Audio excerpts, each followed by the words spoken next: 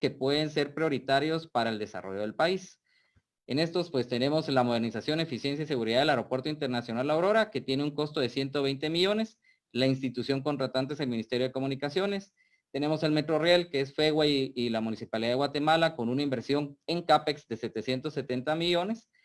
Y el proyecto de la autopista Escuintla-Puerto Quetzal, que actualmente sigue en el Congreso, con una inversión de 80 millones de dólares.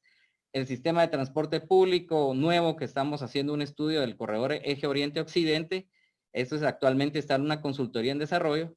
Tenemos también el libramiento de la CA9 Norte, CA1 Oriente, que es denominado la Vía Express, que tiene un monto estimado de 300 millones. El Centro Administrativo del Estado, que la institución contratante es el MINFIN, y el Puerto Seco Intermodal de Cunumán, que ahora iremos viendo cómo se desarrollo. Pero ¿qué es lo importante? Aquí tenemos una cartera previa, y le llamo previa porque ya vendrán nuevos proyectos a la agencia, en las cuales solo esta inversión representa 1.560 millones.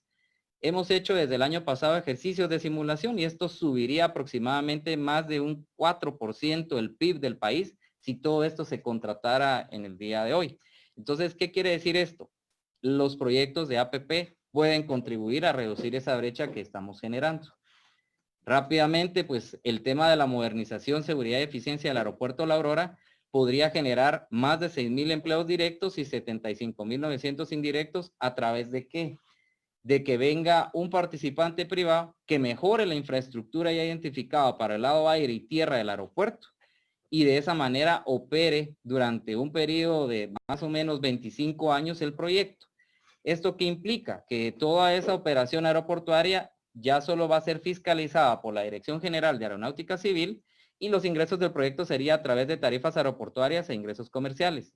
¿Qué implica esto? Que el Estado no tendría que invertir en ninguna, en este caso, en ninguna, dando una contrapartida para poder hacer bancable este proyecto. Y aquí que estamos hablando, que la actual capacidad que hemos llegado como máximo del aeropuerto de 3.1 millones pueda subir a más de 7 millones al año. Tiene un beneficio y una TIR social bastante buena en la cual podemos ver que supera el 29%. El segundo proyecto pues es el Metroriel. El Metroriel ha sido muy sonado, ustedes han oído pues bastante publicidad de él y es un proyecto demandado por la población. Es un corredor que conectará la Centra Sur con la Centra Norte, generará más de 3.500 empleos durante el plazo del contrato y aquí estamos hablando de mover al inicio no más de 252,000 pasajeros durante el primer año de operación. ¿Qué es el reto de este proyecto del cual estamos afrontando? Estamos viendo cómo se reduce el CAPEX de inversión original, porque como ustedes pueden ir viendo, esa inversión inicial es más de 930 millones. De eso el Estado sí tiene que dar una coparticipación porque nos referimos a un proyecto de transporte público en el cual una tarifa, pues, hoy por hoy las tarifas de transporte son subsidiadas. Estos son los ejercicios que estamos haciendo en la agencia, con las instituciones contratantes. Y aquí básicamente pues estamos hablando de que el proyecto tiene una tira económica bastante positiva de 36.9, un radio costo-beneficio de 3.74, lo cual el proyecto es bancable, socialmente pues muy viable y tiene un atractivo de generación de plusvalía a todo el corredor y de igual manera de reducción de tiempos. Las personas que hoy se llevan 3 horas en recorrer ese tramo, hoy lo podrían hacer en menos de 40 minutos.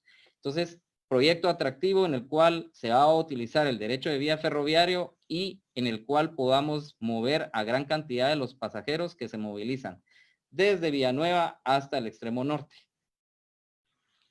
De igual manera, pues hoy por hoy otro proyecto que se ha mencionado desde el año pasado, muy fuertemente la autopista Escuintla-Puerto Quetzal, la cual es el primer proyecto de APPs en que ya cumplió todo el proceso en el cual ya se hizo hasta una licitación que fue ya aprobada, la aprobación ya fue de alguna manera transmitida desde el consejo de nosotros hasta la presidencia y la presidencia lo traslada para aprobación del contrato al Congreso, es donde actualmente se encuentra. Y básicamente estamos hablando de un proyecto que va a cambiar un tramo carretero convirtiéndolo en autopista. Lo importante de este proyecto es de que estamos vitalizando este corredor logístico que mueve más del 85% de todo el tema de cargas en temas de aduanas y puertos. ¿Y por qué? Porque este es el puerto más importante del país.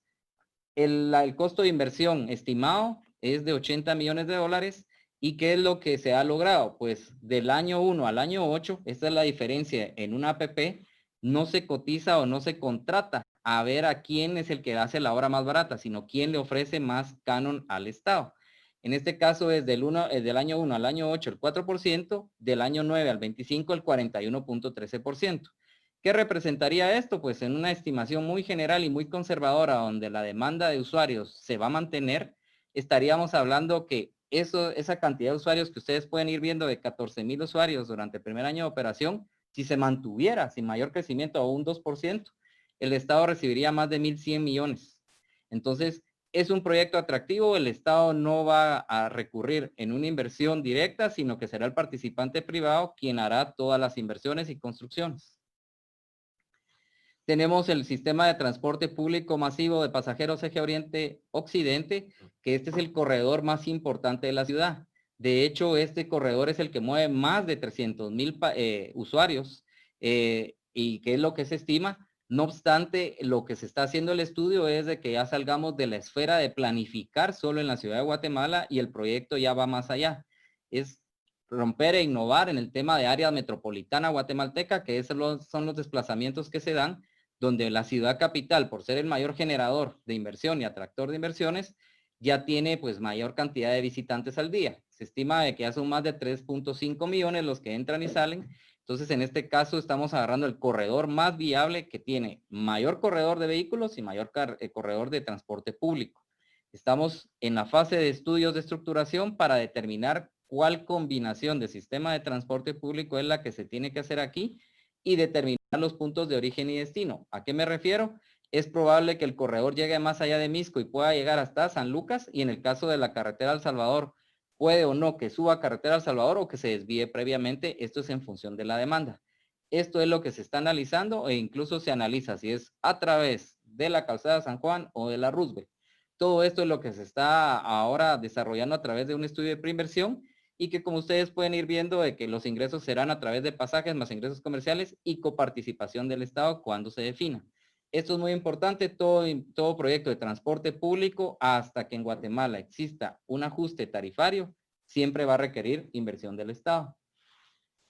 De aquí tenemos ya, para ir finalizando, un proyecto que fue solicitado por el Ministerio de Comunicaciones, en el cual pues se generaría más de 3,800 empleos durante el plazo del contrato, que consiste en unificar la carretera El Salvador con la ruta al Atlántico.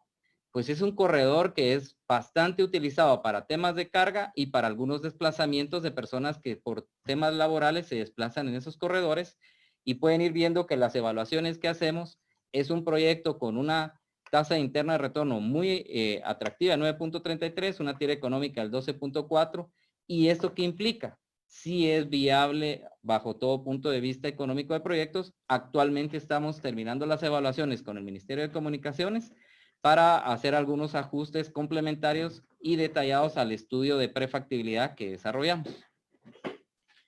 Tenemos el Centro Administrativo del Estado, en el cual se estima de que es en el predio de FEGUA, en la estación central, una de las estaciones que hasta hoy ha estado abandonada durante muchos años. Este proyecto es de revitalización urbana y de atracción, en este caso de inversiones. ¿Por qué? Aquí se podría construir infraestructura para que el Estado dejara de alquilar y pagar esos grandes costos de alquileres para poder tener a funcionarios públicos.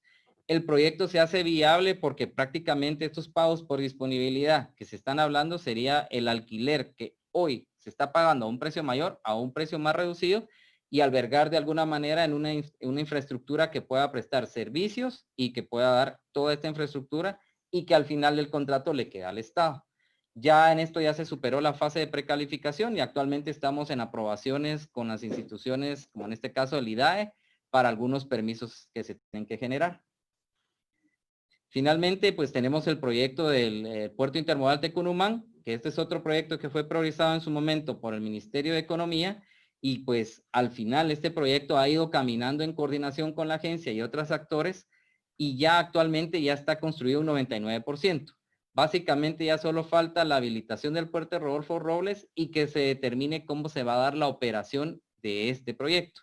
Originalmente era un proyecto de 40 millones, ahora ya se ha ido reduciendo con todas las inversiones que se tienen, ¿Y qué será? Es el punto de puerta fronteriza entre Tecunumán y México.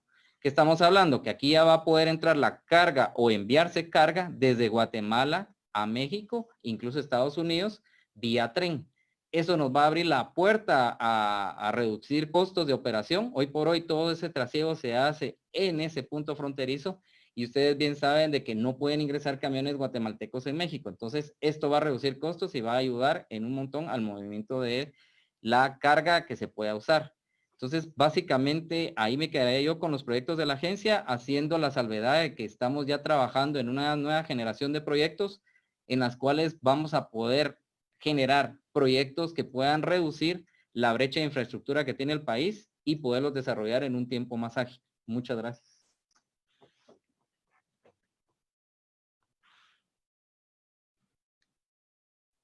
Muchas gracias, arquitecto.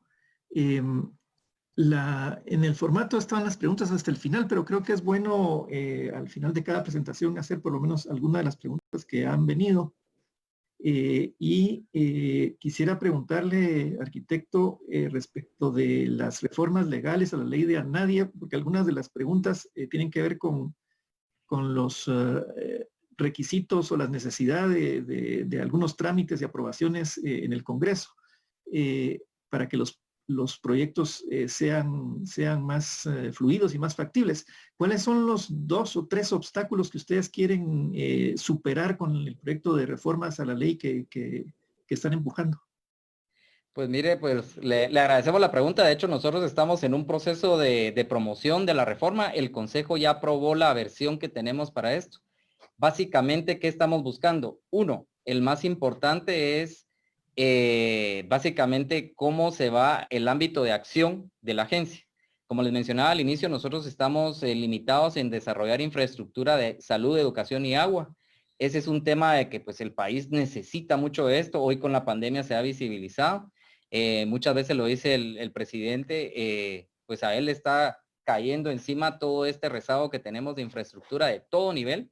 Ahí es donde vamos a ampliar ese nivel en el sentido de hacer infraestructura de salud, educación y agua. No prestar servicios, pero sí hacer infraestructura. El segundo, la forma de aprobación de los contratos. Actualmente es un tema de interpretación el de que se da que somos una concesión. Estamos aclarando más ese detalle y también hay otro, que los contratos se aprueban en el Congreso cuando se concesionan servicios públicos. Aquí estamos mejorando y no es una práctica ni siquiera que se diga que generada en Guatemala, sino es reconocida a nivel internacional, es desarrollar en contrato APP infraestructura, más no el servicio prestado al público. Ese es el otro cambio que estamos haciendo. Y pues las otras ya van en la forma y concepción de los proyectos, donde ya estamos haciendo un proceso mejorado en cómo es esto de, pues a la agencia han venido proyectos muy grandes, proyectos, megaproyectos de que son tan complejos hasta de cofinanciar. Entonces, estamos mejorando el proceso de cómo los vamos a estar evaluando, qué proyectos sí serían viables en un mediano o un corto plazo tal vez, pero también cómo se van a financiar. Hay un vacío en cómo el Estado va a poder coparticipar y va a hacer esos pagos. ¿Y por qué esto es importante? Porque si no, el día de mañana, con esos proyectos que sí requieran inversión, no vamos a poder hacerle frente como pasa en otros países. Entonces, si son los 3 aspectos medulares de los 15 que nosotros tenemos incluidos, estos son los más importantes. Muy bien, le agradezco mucho, arquitecto, por la presentación, que creo que nos aclara bastante cómo funciona y cuáles son las perspectivas de ANADIA.